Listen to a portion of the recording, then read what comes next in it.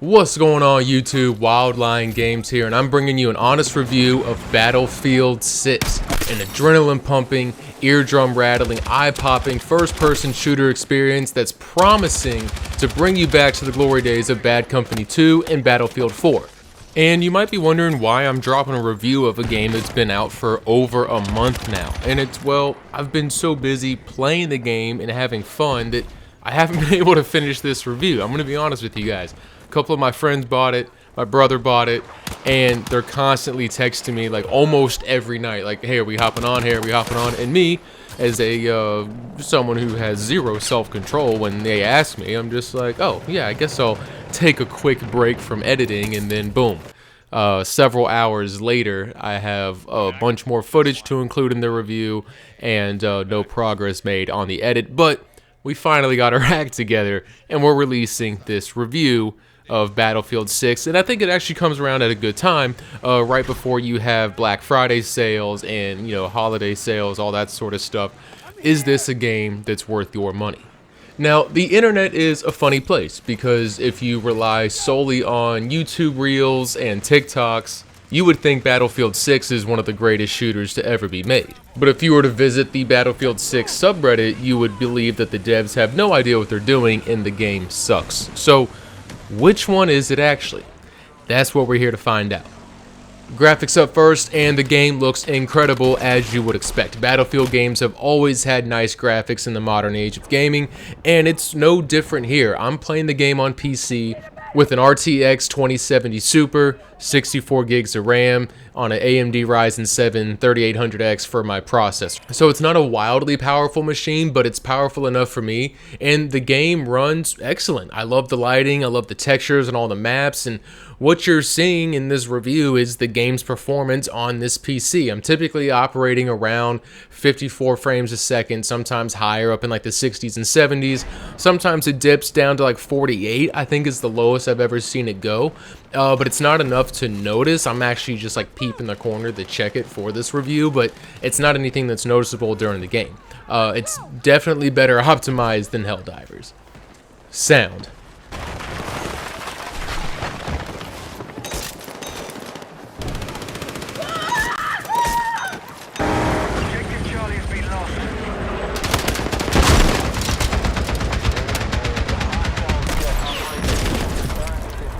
Sound is epic. I mean, I wouldn't put it on the level of Helldivers since we were just talking about it, but it's a notch below, which is still highly impressive.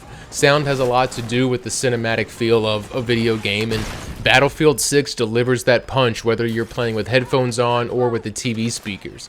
I mean, the piercing gunfire, the reverberating bass of the explosions combined with like the sound of the rubble as buildings collapse.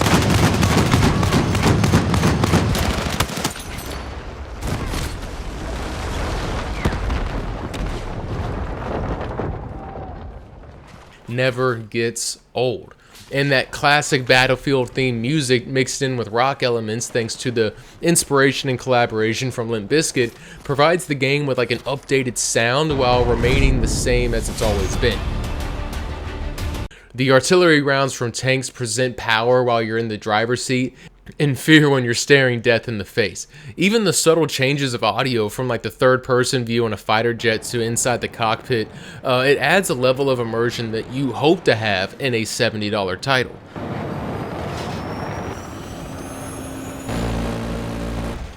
Let's get the small one out of the way real quick, and that is the single-player campaign. I know that the number of us that enjoy campaigns and first-person shooters are lower and lower every year, and Battlefield 6 isn't going to help that case. I mean, to be fair, Battlefield campaigns have never been stellar or memorable. Call of Duty has always typically been the one to blow us away, with like the original Modern Warfare 1 and 2, Black Ops 1 and 2, and of course, Call of Duty 2, 3, and World at War. The list goes on, but Battlefield 6 campaigns, like its predecessors, is forgettable. The lack of character development and world building before throwing you into the fire makes for its first big heartbreaking moment not all that heartbreaking. I mean, relationships haven't been established. It's hard to care about what's happening without feeling like you're in that universe.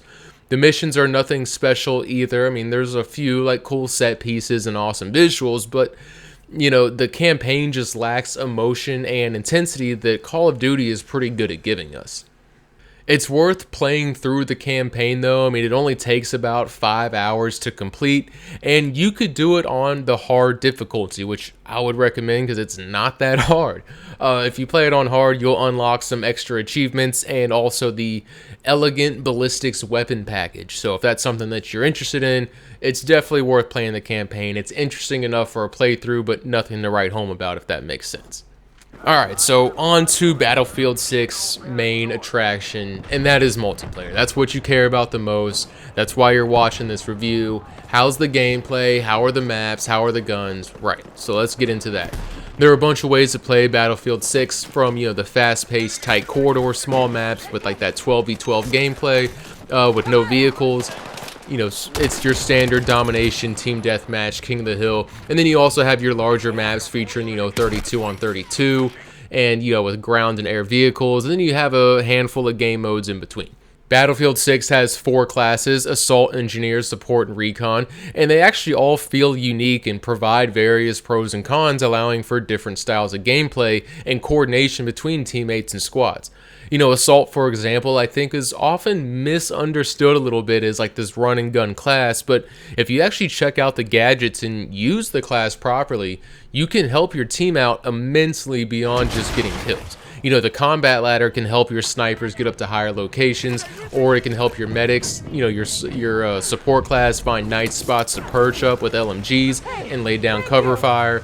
You can capture objectives faster as an assault, and the biggest perk is the respawn beacon, allowing you to place a spawn beacon on the map for your teammates to use, which is helpful when you're trying to capture an objective on the attacking side.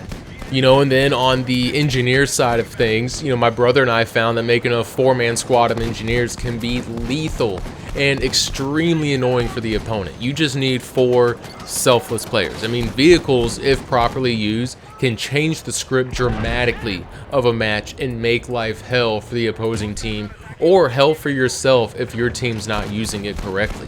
We ran a 4-man engineer situation where we were all just kind of like rotating around based on like the most important need of fixing the tank, driving the tank, being the gunner, laying down mines, taking out opposing tanks. It's a ton of work, but it's a ton of fun, and trust me, I've been on the receiving end of like superior tank play, and it is incredibly frustrating. You can't get anything done, and all the more frustrating if you're on the receiving end, pause, is air superiority. A good fighter pilot or a good helicopter pilot is going to be a force of nature that absolutely changes the game. I've been in a round where this dude in a fighter jet was just taking out land vehicles left and right, and we couldn't do anything. No one on our team could fly near as good as he could. He was dominating the air, he was dominating the land from this jet, and that moment made me realize that if you can take the time to perfect like a single aspect in this game, such as flying a jet or maneuvering the tank, you could be that it factor for your team. You could be the Nikola Jokic, the Messi, the Peyton Manning, right? You get it. And I think that's the beauty of Battlefield, is you don't have to rely on kills to level up and score points for your team. I mean, playing the role of Hacksaw Ridge not only helps your team win games, but scores you loads of points. Flying your drone around and locating enemies for your teammates as a recon sniper, it protects their 6 from afar, but it's also scoring you points. Repairing the tank keeps the tank alive, which makes things more difficult for the other team, and it also gives you points. So what I'm saying is, being a teammate in Battlefield 6 pays off. If you treat the game like Call of Duty, you're gonna have a bad time. I mean, anytime I've just tried to sprint around and play Call of Duty style, it doesn't go well. And to be honest, you don't even necessarily need to play the capture objective. I've revived 32 players in one match and had 0 kills, and yet I finished, I think, like 17th out of 32 on the team. And we won. To me, that's a victory. I don't care that I finished 17th out of 32 on the team. I mean, I view that having 0 kills, 4 deaths, and 32 revives, and finishing 17th, I mean, that's pretty awesome right there. And that, to me, is where Battlefield 6 truly shines. Where it doesn't shine is the maps. The maps themselves are okay, and it's my only real complaint for the game. And while they're gorgeous and they provide a variety of ways to play from location to location, they seem to lack direction when it came to the design of the maps, leaving too many desert areas with no vantage points and dead-end buildings that don't provide useful strategy. The biggest offender that comes to mind is the new Sobek City map. It has one of the worst designed maps I think I've seen in a Battlefield game, and yet it's only one of the few you can play on all-out warfare game modes. Roof camping and sniping is increasingly obnoxious because the buildings aren't destructible. This isn't Battlefield 4, there's no levolution, which means these tall skyscrapers on the map don't come down.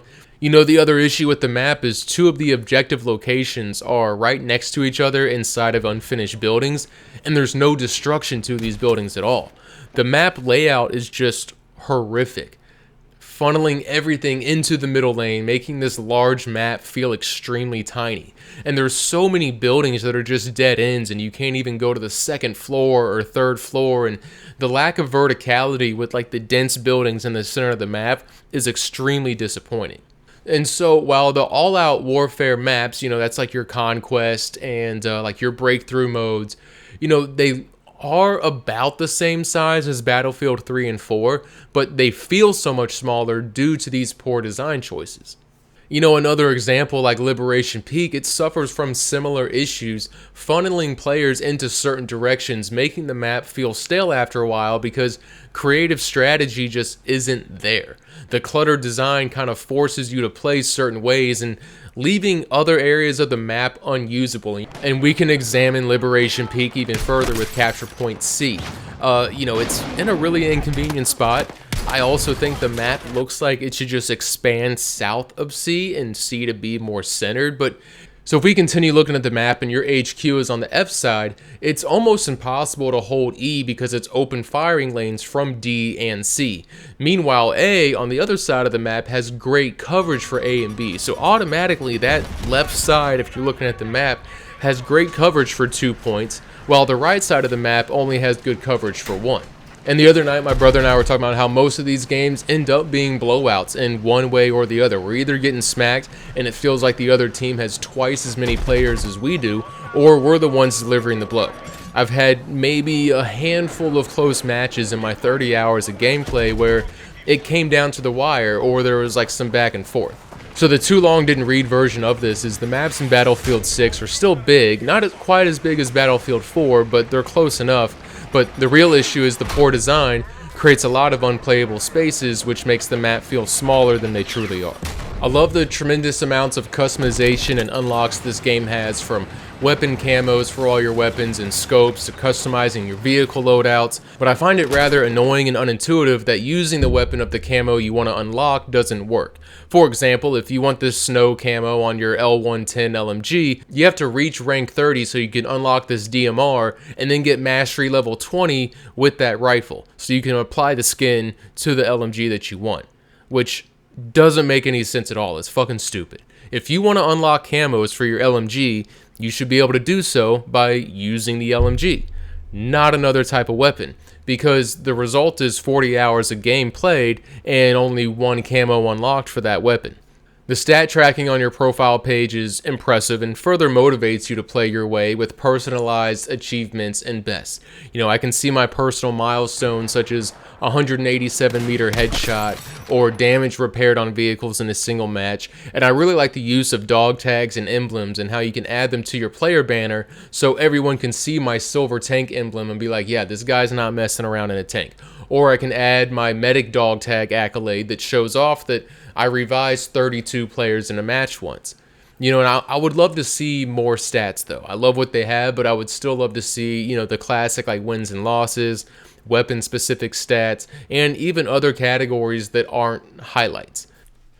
And I wouldn't be doing my part as a reviewer if we didn't discuss the DLC that's included with the first Season 1 update. Now, I have my own personal opinions on full price games having battle passes, but I feel like that's just a losing battle that I'm never going to win. I disagree with it. I don't like it.